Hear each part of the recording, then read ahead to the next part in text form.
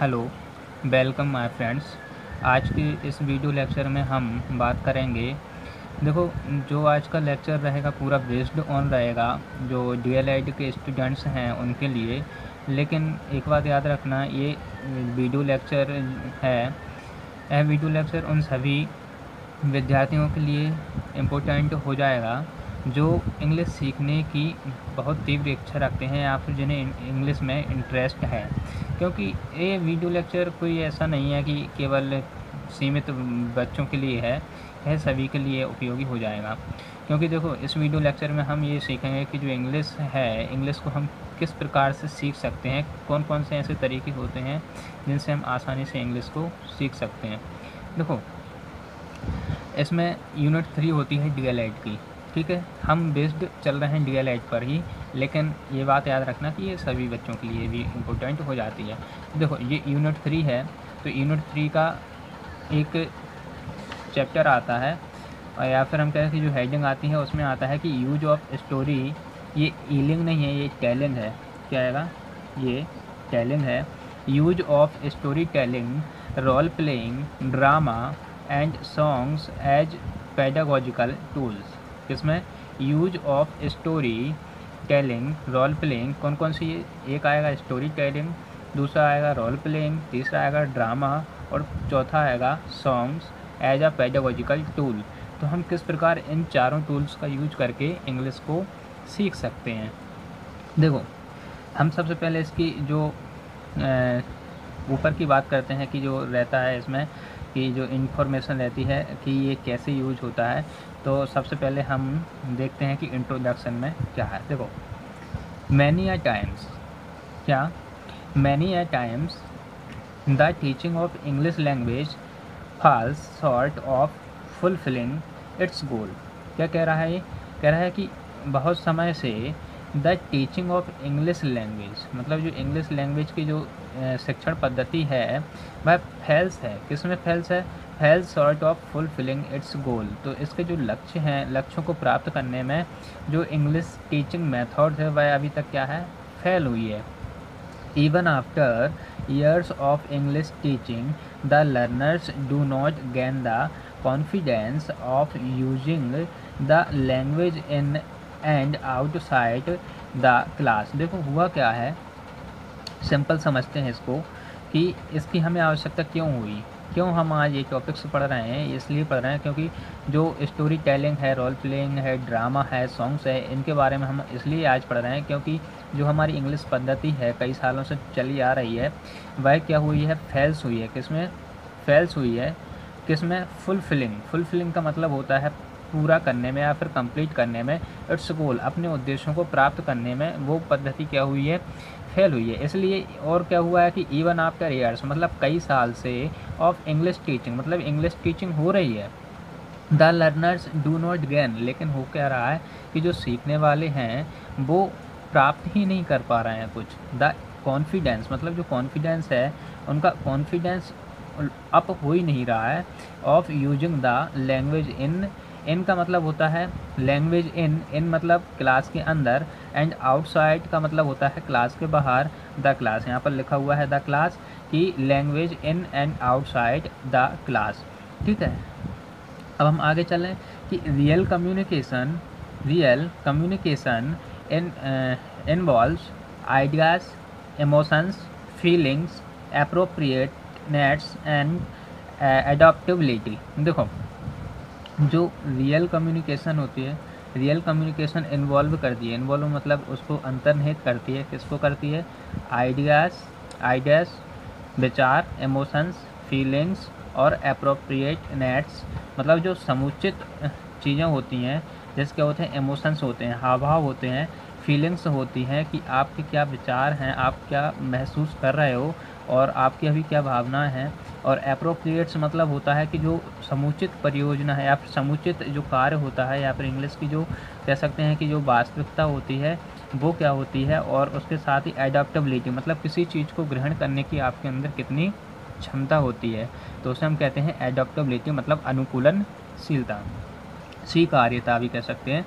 हम आगे चलें तो देखो, आगे है कि द कन्वेंशनल इंग्लिश। कन्वेंशनल का मतलब यहाँ क्या होता है? कन्वेंशनल का मतलब होता है कि जो पारंपरिक रूप से जो चीज़ें सिखाई जाती हैं, जो कह सकते हैं कि जो सामान्य रूप से सिखाई जाती है, मतलब ऐसा नहीं सिखाया जाता है कि कोई स्किल हो या फिर कोई आधुनिक रूप से इंग्लिश को सिखाया जाए, नहीं। कन्वेंशनल का मतलब होता है कोई भी ऐसी चीज़ जो परंपरावादी हो, ठीक है। तो वो कह रहे हैं कि the conventional English class hardly, जो कन्वेंशनल इंग्लिश होती है, जो परंपरावादी इंग्लिश होती है, वो कैसे होती है? Hardly gives the main purpose of the language teaching course. देखो अभी भी हम देखते हैं कि कई स्कूलों कॉलेजों में क्या होता है कि केवल बच्चों के कोर्स को पूरा करने पर ध्यान दिया जाता है, उनको सिखाने पर इतना ज़्यादा ध्यान नहीं दिया जाता है। तो क्या होता है कि अभी भी जो शिक्षण पद्धति चल रही है वो क्या चल रही है? कन्वेंशनल एजुकेशनल मेथड्स, मतलब जो परंपरावादी एजुकेशनल मेथड्स हैं वो चल रही हैं। इसलिए आज के समय में आवश्यकता है कि हमें कन्वेंशनल से हटकर जो मॉडर्नाइजेशन है उस टीचिंग पर जाने की आवश्यकता है। तो क्या बात की इसमें कि जो कन्वेंशनल इंग्लिश है वह क्या करती है? Hardly gives the main purpose, उनका जो मुख्य उद्देश्य होता है क्या होता है? Of the language teaching course, ठीक है। एक एग्जांपल देखते हैं कि डेवलपिंग स्किल इन कम्युनिकेशन, मतलब डेवलपिंग स्किल इन कम्युनिकेशन, मतलब कम्युनिकेशन जो वार्तालाप होती है उस पर यदि हम वार्तालाप को डेवलप करते हैं या फिर कोई कौशल प्राप्त करते हैं। इन अनफॉर्चुनेटली होता क्या है कि अनफॉर्चुनेटली का मतलब होता है यहाँ पर दुर्भाग्य से, लेकिन दुर्भाग्य से होता क्या है? नेग्लेक्टेड, जिसे हम क्या कर देते हैं? नकारात्मक रूप से उसे बाहर कर देते हैं। मतलब अभी के समय में होता क्या है कि जो डेवलपिंग स्किल है, मतलब किसमें? कम्युनिकेशन, वार्तालाप की जो डेवलपिंग स्किल है उसको हमने क्या कर दिया? अनफॉर्चुनेटली नेग्लेक्टेड, उसको हमने बाहर ही कर दिया, अपने दिमाग से निकाल कर अलग कर दिया। आगे चलते हैं तो देखो टीचर्स एम, जो टीचर्स का एम होना चाहिए, किसी भी शिक्षक का जो उद्देश्य होना चाहिए in practising oral English. Oral English, oral का मतलब होता है मौखिक, ठीक है। देखो दो तीन स्किल्स होती हैं, एक होती है रिटन, ठीक है, रिटन स्किल्स होती है, एक लिसन वाली स्किल होती है, और यहाँ पर हम बात कर रहे हैं ऑरल स्किल की, ठीक है। तो जो किसी भी टीचर है उस टीचर का एम होना चाहिए किसमें? मुख्य एम ये होना चाहिए कि उसको प्रैक्टिसिंग ऑरल इंग्लिश, मतलब जो मौखिक इंग्लिश है उसको क्या करना चाहिए? डेवलप, ठीक है। और students ability to communicate freely and spontaneously, ठीक है। और क्या करेगा? जो स्टूडेंट्स क्या करेगा? वो अपने इस स्किल को डेवलप करेगा, कैसे? एबिलिटी, अपनी क्षमता से, टू कम्युनिकेट, किससे? वार्तालाप करके, फ्रीली, फ्रीली का मतलब होता है स्वतंत्र रूप से, कम्युनिकेट का मतलब होता है वार्तालाप करना, बातचीत करना, मतलब स्वतंत्र रूप से बातचीत करेगा। और क्या करेगा वो? स्पॉन्टेनियसली, स्पॉन्टेनियसली का मीनिंग होता है इसका होता है स्वभाव से, स्वभाव से मतलब अपने आप ही क्या करेगा? वो ये स्किल्स सीख जाएगा। यदि टीचर का एम क्या होगा? प्रैक्टिकली ऑरल इंग्लिश डेवलप करने का उसका ये एम होगा, तो क्या होगा? स्टूडेंट्स अपने आप ही फ्रीली कम्युनिकेट करने लगेगा, ठीक है। आगे चलते हैं तो देखो आगे कह रहा है कि टू अचीव मतलब प्राप्त करने के लिए, दिस एम, इस उद्देश्य को प्राप्त करने के लिए teachers need to organise activity. क्या करना है कि इस उद्देश्य को प्राप्त करने के लिए टीचर्स, जो शिक्षक हैं, उनको आवश्यकता है किसकी? ऑर्गेनाइज एक्टिविटी, किसी एक्टिविटी को ऑर्गेनाइज करने की, ठीक है। इन पेयर्स एंड ग्रुप्स, किस में? पेयर्स में है, समूह में, और जो ग्रुप है, देखो पेयर्स का मतलब होते हैं जोड़े और ग्रुप्स का मतलब होता है समूह। इन दोनों में भी डिफरेंस करना सीखना, क्योंकि जो मीनिंग होते हैं ना, मीनिंग पे यदि आपकी पकड़ हो जाएगी तो आप इंग्लिश अच्छे से सीख जाओगे और समझने लगोगे।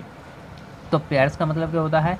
जोड़े, ठीक है, पेयर्स। और ग्रुप्स का मतलब होता है, मतलब जो बहुत सारे जोड़ों का समूह कह सकते हैं। यदि बहुत सारे जोड़े एक साथ मिल जाएंगे हम, वो ग्रुप्स हो जाएगा, लेकिन जो जोड़े होते हैं वो पेयर्स कहलाते हैं। तो क्या कहेंगे कि pairs and groups to give student the opportunity to use language in face to face interaction. तो क्या करना चाहिए टीचर्स को? ये करना चाहिए कि बच्चों के पेयर्स बनाना चाहिए, ग्रुप्स बनाना चाहिए, और उनको क्या करना चाहिए कि गिव स्टूडेंट द अपॉर्चुनिटी, उनको एक अपॉर्चुनिटी का मतलब होता है उनको एक ऐसा कह सकते हैं कि अवसर देना चाहिए, जिससे कि वो क्या करें, यूज लैंग्वेज, जो भाषा है उस भाषा का यूज करें, जिस भाषा को अभी हम सिखाना चाहते हैं उस भाषा का यूज उन पेयर्स और ग्रुप में यूज करें इन फेस टू फेस। कैसे करेंगे? फेस टू फेस इंटरेक्शन, ठीक है, फेस टू फेस, चेहरों के सामने। आगे चलें तो देखो कि दे नीड टू क्रिएट, उन्हें आवश्यक है बनाने की क्या, कि a situation to teach language in an active and interesting manner. ठीक है, उन्हें क्या करने की आवश्यकता है, कि उन्हें एक ऐसा माहौल बनाने की आवश्यकता है, create a situation to teach language, जिससे कि भाषा को सीख सकें, इन एन किस स्थिति में सीख सकें, इन an active and interesting manner, सक्रिय और रोचक पूर्ण तरीकों से। किससे? एक्टिव मतलब सक्रिय होता है, इंटरेस्टिंग मतलब रोचक होता है, मैनर यानी तरीके होते हैं। तो एक्टिव एंड इंटरेस्टिंग मैनर, रोचक एवं सक्रिय एवं रोचक पूर्ण तरीके से। क्योंकि क्योंकि यूजिंग कन्वेंशनल मेथड्स, हम अभी ऊपर देख सकते हैं कि जो कन्वेंशनल होता है, कन्वेंशनल का मतलब होता है ट्रेडिशनल, अभी ऊपर देख चुके हैं कि जो कन्वेंशनल होता है, कन्वेंशनल का मीनिंग क्या होता है, कि वह स्थिति जो परंपरावादी रूप से सिखाई जा रही हो, या फिर कोई भी चीज़ जो परंपरावादी रूप से किसी चीज़ का ग्रहण कर रही है, उद्देश्य के तौर पर यूज हो रही हो। ठीक है, तो क्या हो रहा है कि जो इंटरेस्टिंग मैनर, क्योंकि जो because using conventional methods can not create enough motivation and interest in EFL learners. तो जो मतलब पुरानी विधि होती है, पुरानी विधि क्या करती है, कैन नॉट क्रिएट मतलब वो नहीं उत्पन्न करती है किसे, इनफ मोटिवेशन मतलब पर्याप्त जो उत्प्रेरण है, अभिप्रेरण है, जो हमारे अंदर से अभिप्रेरणा आती है किसी भी चीज़ को करने की, किसी भी कार्य को करने के लिए जो भी आंतरिक अभिप्रेरणा आती है उसे मोटिवेशन कहते हैं। तो जो पर्याप्त मोटिवेशन है वो हमारे अंदर से नहीं आता है इंग्लिश सीखने के लिए, and interest in EFL learners. तो EFL लर्नर्स के लिए हमारे अंदर पर्याप्त मोटिवेशन की कमी रहती है और इंटरेस्ट भी हमारा नहीं रहता है, क्योंकि जो कन्वेंशनल टीचिंग होती है उससे हमें इसमें कोई भी इंटरेस्ट नहीं आता है। देखिए यहाँ पर एक EFL आया, तो EFL का मतलब होता है इंग्लिश एज फॉरेन लैंग्वेज। क्या होता है? English as a foreign language. तो ये वही होती है, EFL का मतलब ये होता है, एब्रीविएशन और संक्षिप्तीकरण ये होता है, तो इसको भी आप ध्यान रखना। देखो अब जो इंग्लिश सीखने के जो तरीके हैं, कि कैसे हम जो कह सकते हैं कि जो डिस्कशन इंग्लिश है उसे कैसे सीख सकते हैं, तो इसमें हमको 4 तरीके बताए गए हैं, जिनकी हमने ऊपर हेडिंग भी पढ़ी थी। उस हेडिंग का नाम था use of story telling, role playing, drama and songs as pedagogical tool. तो उनमें जो 4 टूल्स दिए गए हैं हमारे लिए, वो 4 टूल्स इस प्रकार हैं कि पहला है स्टोरी टेलिंग, दूसरा है रोल प्लेइंग, तीसरा है ड्रामेटाइजेशन और चौथा है सॉन्ग्स। तो इनके बारे में हम एक एक करके देख लेंगे। आज के इस वीडियो में बस इतना ही। अगली वीडियो में हम देखेंगे स्टोरी टेलिंग और रोल प्लेइंग के बारे में, कि ये किस प्रकार इंग्लिश को सीखने में सहायक होते हैं। वीडियो देखने के लिए धन्यवाद।